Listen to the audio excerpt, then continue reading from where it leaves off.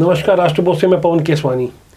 पिछले दिनों आपने तमिलनाडु के त्रिची जिले के तिरुचेंथुराई गांव की एक खबर आपने सुनी होगी जो खूब वायरल हुई सोशल मीडिया में, जहां एक किसान अपनी जमीन बेचने जाता है तो पता चलता है कि वह वक्फ बोर्ड की जमीन है। उसकी 1 एकड़ की जमीन ही नहीं बल्कि पूरा का पूरा गांव वक्फ बोर्ड की प्रॉपर्टी हो गई। उसके बाद एक नई बहस शुरू हुई कि आखिर वक्फ बोर्ड कैसे 2009 से लेकर अभी दुगने से ज्यादा जमीनें अपनी इकट्ठा कर चुका है, कि आखिर कैसे 2009 में उसके पास 4 लाख एकड़ जमीन थी और अभी 2022 तक 8 लाख एकड़ से ज्यादा की जमीन हो चुकी है। देश भी उतना है, वक्फ बोर्ड भी वही है, लेकिन जमीनें कैसी दुगनी हो गई। आज मैं आपको छत्तीसगढ़ के दुर्ग की वैसी एक तस्वीर दिखा रहा हूं जैसे कि आपने तमिलनाडु के त्रिची में देखी थी। त्रिची के उस बेबस किसान राजगोपाल की तरह छत्तीसगढ़ के दुर्ग के भी लोग परेशान हैं। उनकी पुश्तैनी जमीनों को, सैकड़ों साल पुरानी जमीन को वक्फ बोर्ड ने अपना बता दिया है। तहसीलदार ने नोटिस जारी किया है।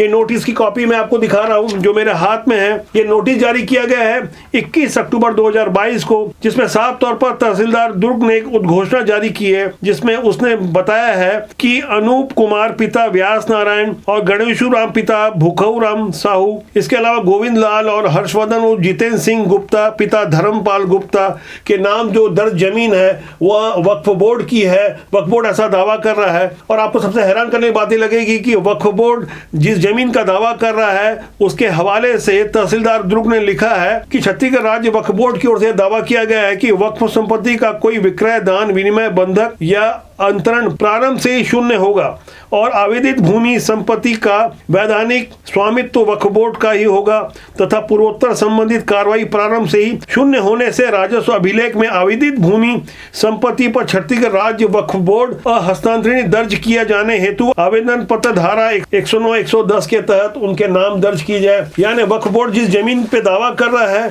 छत्तीसगढ़ राज्य वक्फ बोर्ड के दावे के अनुसार पूरा का पूरा इंदिरा मार्केट और लगभग आधा दुर्ग शहर, जिसमें मोती पारा, मोती तालाब, मोती बगीचा, मोती महावीर मंदिर, सब्जी बाजार, press complex, Mahatma Gandhi market, municipal higher secondary school, press complex सहित तहसीलदार बंगला जैसे तमाम भूभाग पर अपना दावा किया गया है। मैं आपको जिन भूस्वामियों के नाम बता रहा था जिनका नाम भू अभिलेख में दर्ज है, उसके विरुद्ध राज्य वक्फ बोर्ड ने जो दावा किया है उसके अनुसार 1100 साल पुराने कायस्थ पारा में भी अपना दावा किया गया है, जबकि वक्फ की संपत्ति का अस्तित्व ये 800 सालों का है और इस्लाम को बने ही 14 साल हुए हैं। जबकि त्रिची जिले में जो दावा किया गया था वहां तो 1500 साल पुराना मंदिर था, उस पर भी दावा किया गया। यानी जब इस्लाम का जन्म ही नहीं हुआ था तब भी तमिलनाडु वक्फ बोर्ड वहां दावा कर रहा था और छत्तीसगढ़ का वक्फ बोर्ड अब दुर्ग में जहां दावा कर रहा है वो 1100 साल पुराने कायस्थ पारा के उस इलाके पर दावा कर रहा है जहां से वक्फ की संपत्ति का अस्तित्व नहीं आया था। यानी आप समझ सकते हैं कि किस तरह से वक्फ बोर्ड यहाँ दादागिरी कर रहा है, किस तरह से अवैध कब्जा कर रहा है। वक्फ बोर्ड को आखिर ऐसे असीमित अधिकार मिले कैसे, मैं आज इस पर चर्चा करूंगा कि 1995 का वक्फ एक्ट किस तरह हम भारतीयों पर थोप दिया गया है। ये काला कानून जब बनाया गया उसके पहले 1991 और 1992 में 2 और काले कानून बनाए गए, जिसमें 1991 में स्पेशल पूजा स्थल अधिनियम के अलावा 1992 में माइनॉरिटी एक्ट बनाया गया जिसे बहुसंख्यक हिंदुओं से अलग सिख, जैन, बौद्ध और पारसियों को अलग कर अल्पसंख्यक बना दिया गया। इसके बाद 1995 में वक्फ एक्ट बनाया गया। हालांकि यह कानून 1956 में लागू किया गया था, लेकिन 1995 आते तक इसे बेहद असीमित अधिकार दे दिए गए। ये अधिकार क्या है मैं आपको सरल शब्दों में बता रहा हूं, जिसके कारण तमिलनाडु नहीं बल्कि छत्तीसगढ़ सहित देश के तमाम लोग परेशान हैं। ऐसे काले कानून को अगर नहीं रोका गया तो आने वाले दिनों में वक्फ बोर्ड की दादागिरी के कारण पूरे देश में ही इसका कब्जा हो जाएगा। वक्फ मैनेजमेंट सिस्टम ऑफ इंडिया के आंकड़ों के अनुसार इस वक्त वक्फ बोर्ड के पास कुल 8,54,509 संपत्तियां हैं जो 8 लाख एकड़ से ज्यादा जमीन पर फैली है। आपको जानकर हैरानी होगी कि सेना और रेलवे के बाद सबसे ज्यादा जमीन वक्फ बोर्ड के पास है। सेना के पास करीब 18 लाख एकड़ जमीन की संपत्तियां हैं, जबकि देश में रेलवे की चल अचल संपत्तियां करीब 12 लाख एकड़ में फैली है। वर्ष 2009 में वक्फ बोर्ड की संपत्तियां 4 लाख एकड़ जमीनों में फैली थी,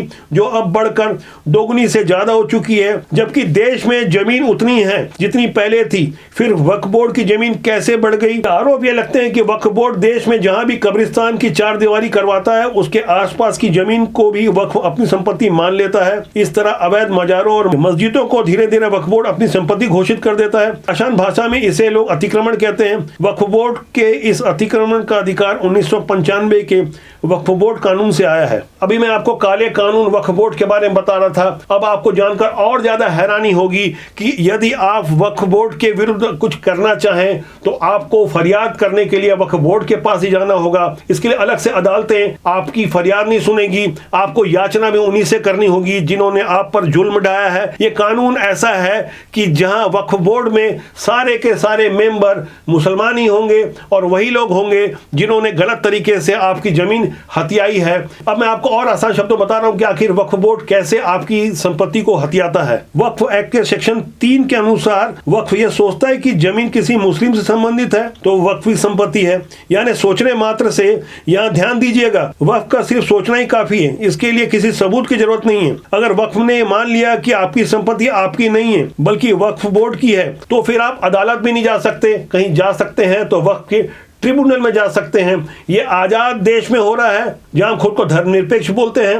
ये ऐसा कानून है जो सिर्फ मुसलमानों के हित में है और सनातनियों को इससे बेहद आहत होना पड़ रहा है। अब मैं आगे और बता रहा हूं कि कैसे वक्फ बोर्ड किस तरह से अपनी दादागिरी को आगे भी लागू करता है। अब मैं आपको वक्फ एक्ट के सेक्शन 85 के बारे में बताऊंगा, तब आपको और ज्यादा हैरानी होगी आखिर काला कानून कि किस तरह से हमारे पूरे संवैधानिक व्यवस्था पर ही प्रश्न चिन्ह लगाता है। वक्फ एक्ट का सेक्शन 85 कहता है कि अगर वक्फ बोर्ड ट्रिब्यूनल को आप संतुष्ट नहीं कर पाते तो ये जमीन अगर आपकी जमीन है तो भी आपको जमीन खाली करने का आदेश दे दिया जाएगा। ट्रिब्यूनल का फैसला ही अंतिम होगा। इस फैसले के आगे न तो आप कोई सिविल कोर्ट जा सकते हैं, वक्फ ट्रिब्यूनल कोर्ट का फैसले को बदल नहीं सकते। यानी आप कोई सिविल कोर्ट नहीं जा सकते, किसी और अदालत में, सेशन या हाई कोर्ट या सुप्रीम कोर्ट में आप उसे चुनौती नहीं दे सकते। ट्रिब्यूनल का फैसला ही अंतिम होगा। हालांकि सुप्रीम कोर्ट ने इस पर बीच में कुछ कड़े एक्शन लिए थे।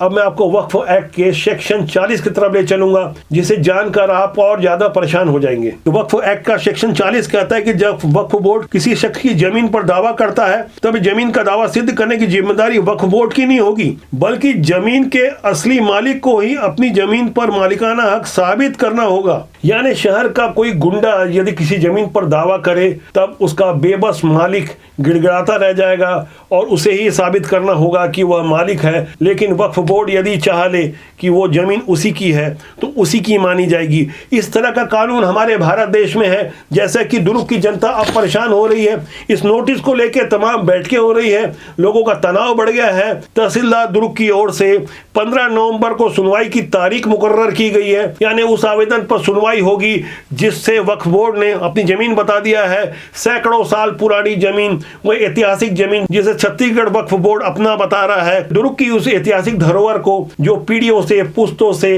राजस्व के रिकॉर्ड में दर्ज है, बावजूद इसके आजाद भारत में एक तरह से यह वक्फ बोर्ड के नाम पर खुली गुंडागिर्दी है। लोग परेशान हैं। अब मैं आपको वक्फ बोर्ड के अस्तित्व के बारे में बता रहा हूं। तो आखिर वक्फ बोर्ड का अस्तित्व आया तो कैसे आया? दरअसल 1947 के बंटवारे के बाद जो हिंदू भागकर पाकिस्तान से भारत आए, उनकी संपत्तियों पर वहां के मुसलमानों ने कब्जा कर लिया। लेकिन भारत में ऐसा नहीं हुआ। एक और जहां पाकिस्तान ने हिंदुओं की संपत्ति पर या तो खुद कब्जा कर लिया या वहां के मुसलमानों से कब्जा करवा लिया, वहां के लोगों को बांट दिया। लेकिन भारत में उस समय की नेहरू सरकार में जो मुसलमान पाकिस्तान चले गए, उनकी संपत्ति को वक्फ बोर्ड को दे दिया। इसके लिए बाकायदा 1954 में वक्फ बोर्ड एक्ट बनाया गया। लेकिन 1995 में उस समय की नरसिम्हा राव सरकार ने इसी वक्फ बोर्ड एक्ट को असीमित अधिकार दे दिए। उसके बाद तो वक्फ बोर्ड की संपत्ति दुगुनी से चौगुनी और चौगुनी से रातों रात 8 गुनी होती गई।